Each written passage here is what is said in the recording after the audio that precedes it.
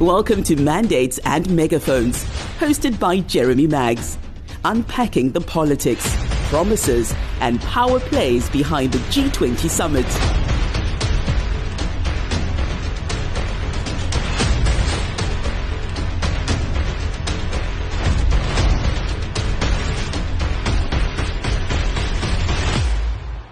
Hello and a warm welcome to Mandates and Megaphones here on Moneyweb in association with Standard Bank.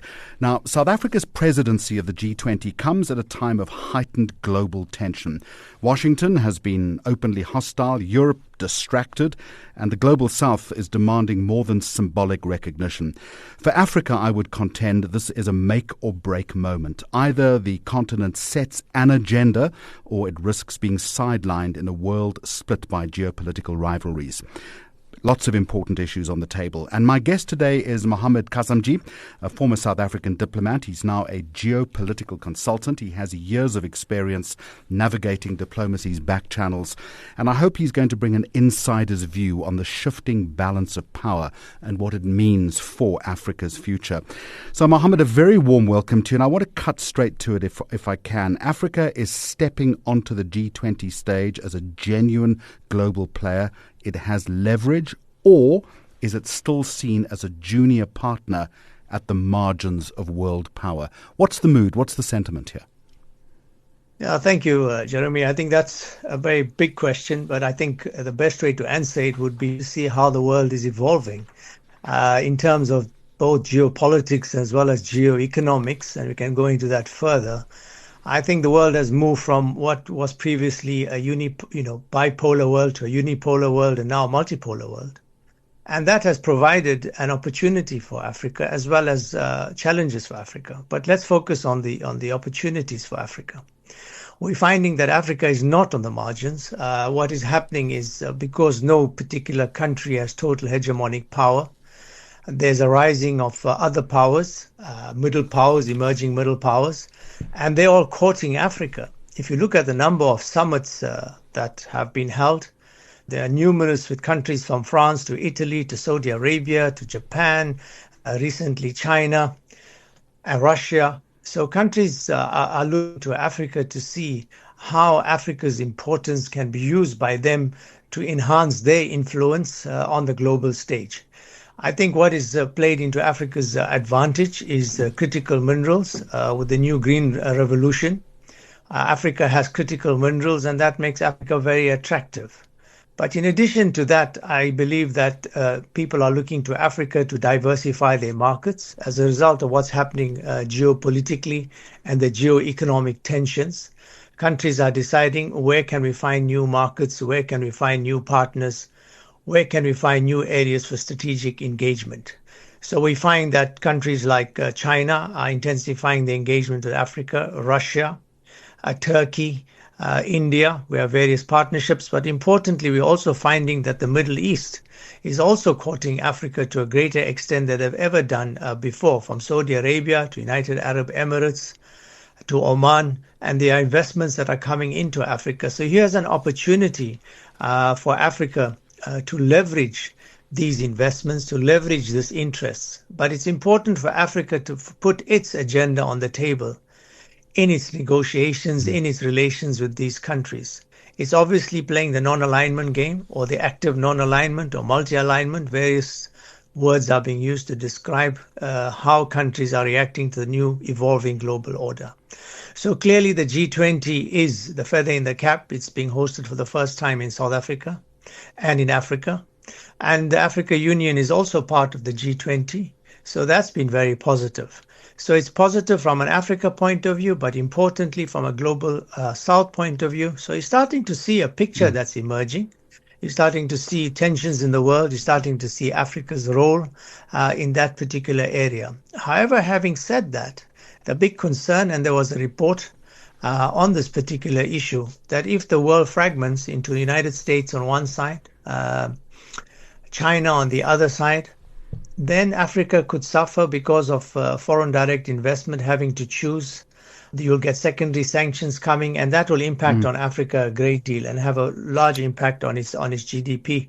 So hopefully Africa, through the Africa Continental Free Trade Area as well, will mitigate some of the challenges. You But Africa is recognized also for its large market as well, which is something that is also important for outside players. You talk about these huge opportunities, but also Yeah. competing interests on a global stage. What it also tells me is that there is an awesome responsibility for South Africa to step up to the plate and deliver judiciously on this. How does it start aligning its own priorities to meet its own imperatives, but also that of the continent? I think we recall that South African foreign policy is basically focused on South Africa, and Africa is a very critical part. I think President Nelson Mandela also said we cannot be an island of prosperity in a sea of poverty, and he kind of was referencing Africa in that respect. So whatever South Africa does, it needs to take into account Africa, because in that way it will also boost its own domestic priorities. So there's a synergy between those two aspects, and we're seeing that coming out very clearly in the G20, where President Ramaphosa, I believe this is his legacy in Africa, is to push the African agenda very strongly on the G20 stage. Obviously also promoting the global south. But if you look at some of the agenda items, they focus on climate, disaster mitigation, debt relief, critical minerals, energy. These are critical aspects for South Africa as domestic priorities, as well as for Africa. There's also a report about inequality. So the theme of the conference, if you look at it, solidarity, sustainability, equality. So there's an interplay between South Africa's priorities and Africa's priorities or interests. And I think this is something that cannot be separated as we go forward. If Africa grows, South Africa will grow. If South Africa grows, Africa will grow. South Africa is one of the engines, together with Nigeria, Egypt, Kenya. So these are so-called the theory of peripheral states, where states act as locomotives and pull the rest of the countries that are facing greater challenges. So it's absolutely imperative that South Africa's domestic priorities are attended to. Yes, that's a given, but also that South Africa grows so it can act as an engine of growth in Africa. Is there then a single deliverable that would signal that Africa has moved from being a policy taker to a policy shaper?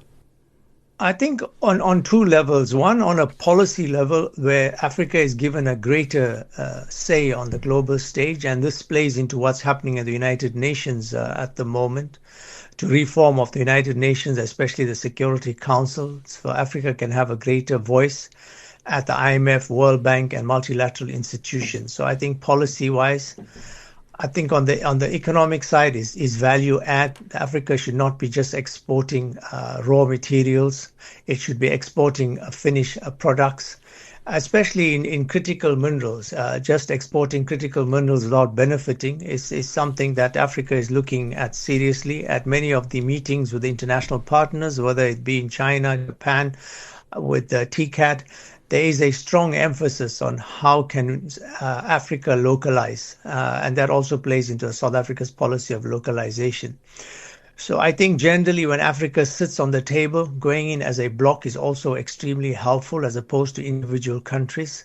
But I think there's a unique opportunity now, because even if you call them major powers, America is a major power. It's still the most powerful country in the world, but the other major powers like China that are growing, Russia to some extent, and the EU as a bloc, we can see how they are courting South Africa, how they are courting Africa, and that provides a unique opportunity in diplomatic relations that may not have been present before, where Africa can say, this is our agenda, we'd like to do business with you, but this is what we would like. And I think countries are more open because they are more dependent on building of alliances in this evolving global order. How much unity is there within the African bloc to achieve the kind of consensus or progress that you're talking about? In meetings that I've sat in, it's been quite clear that when Africa comes together, there's enormous amount of synergy, of common consensus. There's a lot of meetings, backroom meetings, there's a lot of pre-meetings, where before Africa goes out to talk to international partners, there is a high degree of convergence of interests. in those negotiations because of these pre-meetings. The AU plays a large role in this respect in order to harmonize some of the differences that may exist. So from where I'm sitting and from what I've observed in many of the meetings with the international partners, with countries around the world, there is a high degree of consensus because Africa is guided by the Agenda 2063, which lays out the socio-economic blueprint for the continent. And that document was also agreed upon at the AU. So a lot of decision making is covered during the AU meetings where African countries look at the different programs and policies and consent to those programs and policies. Mohammed, notwithstanding that, though, there are bilateral mineral and energy deals that happen between African states and Western powers. Surely, to some extent, that could fragment Africa's bargaining position. Yes, that's very true. On an individual level, countries will pursue their own interests. On a kind of regional level, they will harmonize. On a sub-regional level, there's also differences between the different regional groupings in Africa. That's why I believe the Africa Continental Free Trade Area will try and harmonize many of the differences when it comes to trade and trade policy. But we can see what's happening in the DRC. Countries want to pursue their own interests. International countries around the world want access to raw materials. So yes, there will be differences. Countries will be taking different paths. So that is something that will have to be looked at various continental meetings and groupings when looking at different policies and how to embrace. That's why I find the partnerships that occur, they called third country partnerships, very, very useful, whether it's between the AU and the EU, whether it's between the AU and Turkey or Russia or China or Japan, or the Leaders Summit in Washington. So I think these groupings are very important in the different countries, the bilateral countries, harmonizing their interests. And we can see at the moment in the United States, there's talk about the whole AGOA issue, because that brought sub-Saharan Africa together on many aspects of trade relations with the United States. But now you could have a situation where Kenya has a free trade area or free trade agreement with the United States while other countries don't. So that may create its own form of sort of slight division and competition between countries. Which does then beg the question, I guess, how much real weight our presidency carries in shaping any kind of meaningful outcome, given, as you've already referenced, the ongoing and maybe even accelerated hostility from Washington. Yeah, I think the Washington issue is a complex issue. Obviously, South Africa had and has good relations with Washington in terms of, if you look at it from a broad-based perspective. Obviously, tensions have been building even before Donald Trump. If you look at some of the pronouncements that have come out of Congress. But the Biden administration was much more amenable to working with South Africa. But under the present White House, obviously many countries in the world, and if you contextualize it, many countries in the world are feeling some of the tensions, whether they're the closest allies like the EU, including or adversaries like China, even allies like Japan, South Korea. So I think South Africa has to be looked into this context of the America First foreign policy agenda. Obviously, there's big concern because AGOA expires at the end of September, on the 30th of September. And while there's a lot of interest and, one sort of interest to pursue AGOA from from Republicans and Congress, I think the appetite from the Trump administration is much less because they believe in reciprocity. And AGOA is a Congress-led piece of legislation to assist Africa. It's a preferential agreement for Africa, but it's not a normal trade agreement that was sat and negotiated upon. So I think that's a matter of concern going forward. But I think generally, hopefully, there's a lot of engagement. South Africa has done a lot to try and engage with the United States. It continues engaging at the margins of the UN, as we've seen and heard. So I think South Africa will have to kind of see how it manages its foreign policy agenda, how it comes across in Washington, how to continually engage with Washington. I think South Africa needs the United States. It has over 600 companies. There's issues of motor vehicle exports, issues of investment. But I think the United States also needs South Africa in terms of critical minerals, in terms of one of the most important players on the continent, one of the most powerful economies on the continent, which other countries are courting. And I think the United States needs to see the value of South Africa's strategic interest. But how America's foreign policy agenda plays out, that is something that we will have to wait and see, because it does not necessarily follow the normal trends in international relations, or building alliances, or building strategic partnerships in the way that it's traditionally done by other countries. On Moneyweb, you're listening to Mandates and Megaphones in association with Standard Bank, and I'm in conversation with Mohammed Kasamji, a geopolitical consultant at Global Compass. He was also a senior diplomat for South Africa for over 25 years. Mohammed, let me take you back both to China, and I'd also like to bring India into the conversation if we can. Do you think that China is still Africa's most reliable partner, or do you think that Beijing's support is becoming increasingly transactional? And then I'll slip in a question about India once you've dealt with that. I think there is a lot of transactionalism in any bilateral relationship with countries in the world. Obviously, they pursue their national interests. But I believe that with what is happening in relations, Africa's relations with the United States, I think China is even stepping forward. And we've seen that in the FOCAC meeting with China, where China is providing preferences because of the loss of preferences for Africa and the introduction of tariffs. So I think China is heavily invested in the continent, infrastructure, but especially critical minerals. They require the critical minerals to continue enhancing and boosting the green revolution in China, which is obviously a leader in this respect, whether it's solar panels, EV vehicles, and so forth. So I think there is and as well as another element of China asserting itself as an emerging major power, or a major power in terms of its global influence. And I think in that sense, it's looking at Africa, it's looking at the global South.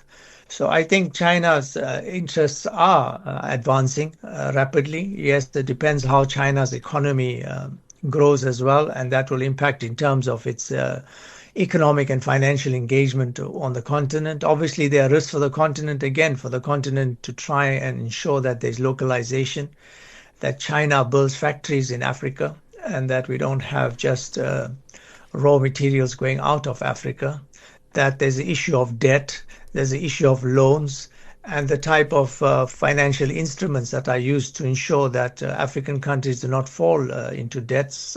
China has the Belt and Road Initiative. The EU has its Global Gateway Initiative. So there's various initiatives that are focused on infrastructure on the continent, on energy issues on the continent. So definitely China is on its own the largest trading partner with Africa. Obviously, the EU as a collective is the larger and has a huge foreign direct investment in Africa. But I think China's march into Africa will continue as we go forward. And where does India fit in then? Is it a potential ally going forward, or also a competitor for influence on the continent? I think India's role is growing. I think it hasn't yet matched China, but clearly it sees Africa as a partner. It sees Africa as a market. So India as well, as India becomes and keeps growing, it's an emerging middle power. It's influence throughout the world and globally. It's taking a very interesting approach to global relations in terms of its non-alignment. It's had a bit of a setback in terms of the White House approach to India. It's becoming part of many groupings, both in the global north as well as in the global south. If you think of the Quad unilateral arrangement with the United States. So I think it is also trying to diversify because of the tariffs that are imposed on India. And we saw that in the Shanghai Cooperation organization that took place, where India went to Beijing and met with the different players in the global south, as well as with Russia and China. So it's also hedging its bets, and it looks at the continent as a place where it can diversify its interests and its markets. So I think India has definitely a role to play on the continent and will also continue play a role on the continent. It has a highly successful India-Africa partnership with many successful outcomes. So I think, yes, it's also going to be a major player, but not at the level of China at the moment or the EU. Yeah. Let me pivot the conversation to climate, if I can. And I want to ask you two questions. One is whether the continent you think is prepared for the geopolitical risks of pursuing industrialization in a carbon-constrained world. But against that backdrop, also difficult, surely, for African leaders to balance sustainability demands on the one hand with urgent ongoing development needs. I think this is a big challenge for Africa. How does it industrialize? And the argument being that in the global north or in the west, they were allowed to industrialize without any restrictions. So I think this is something that Africa in its negotiations will have to look at in terms of how does it get the necessary finance in order to be carbon neutral. So you have initiatives like the G7 initiative, the Just Energy Transition, that is trying to move Africa and especially South Africa more into a renewable energy perspective. And obviously South Africa is a leader on the continent in terms of renewable energy. But in terms of the industrialization, we find that you have countries in the Middle East that have oil and gas, and Africa will need those fossil fuels in order to develop as well. So I think balancing the green economy with the old fossil fuel economy is something that Africa will have to grapple with. It'll have to receive finance from international financial institutions. And I think that's why it's one of the issues on the G20 in terms of climate change. But I think it's going to be a very important issue going forward. Will Africa move from internal combustion engines? Will it move to EV?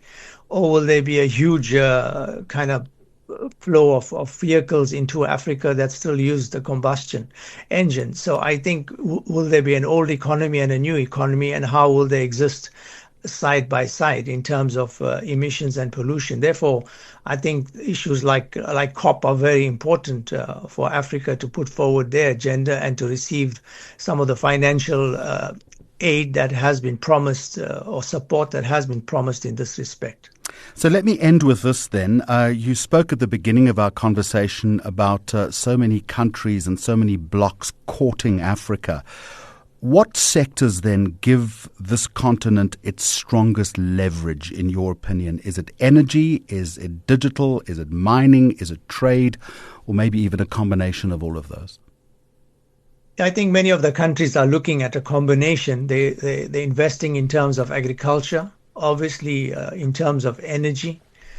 They also see South Africa as well as Africa as a huge market for their goods and services, as well as mining, because obviously of the critical minerals. If there are many transactions being conducted in Africa in the mining sector that allows access to mines. You had under the Biden administration the push on the Lobido corridor that will ensure that minerals are taken to Europe and to the United States. And I think these are some of the big initiatives. Fortunately, with the Lobido corridor, it was also about localization. So this is an example of where Africa can benefit. So I believe that if you look at the Gulf countries as well, they are investing in infrastructure as well. So that's also important. So Africa is such a ripe territory for development, considering it's where it is generally in its developmental cycle. So countries see opportunities in all of these areas, and they can bring expertise.